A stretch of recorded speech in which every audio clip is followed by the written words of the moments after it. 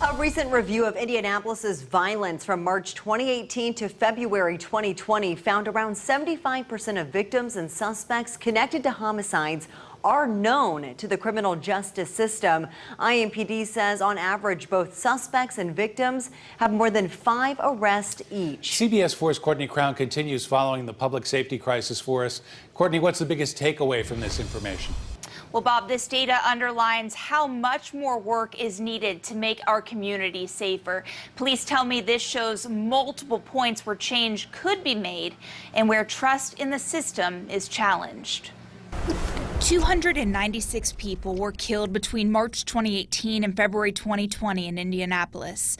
The National Institute of Criminal Justice Reform analyzed these deaths. The suspects, on average, were arrested at least 7 times by the time of the homicide incident. Homicide victims were approximated 8 times prior to the homicide. The report shows 75% of those people either committing the crime or dying because of it are known to the criminal justice system. From a community level, how does that play into people's trust of accountability with the system? Do you have any concerns about that? No, absolutely. Police legitimacy is not just a buzzword. It goes to the heart of what we do. Without people believing that the laws they're following and that the authority they provide in us will work, then the system starts to break down. Every day, the Crime Gun Intelligence Center works to disrupt the cycles of shootings through evidence analysis.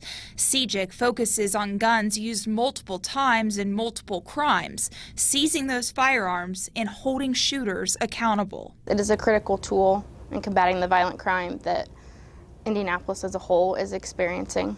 Assistant Chief Chris Bailey adds each arrest can be a contact point to change a person's trajectory. He's hopeful the tens of millions of dollars proposed this budget season for mental health resources, more officers, and more violence interrupters will make a difference. We have an obligation not only to put people in jail for violating a crime, those dangerous people, those people that we are scared of, but we have a more important obligation to help those from getting to this point in the first place.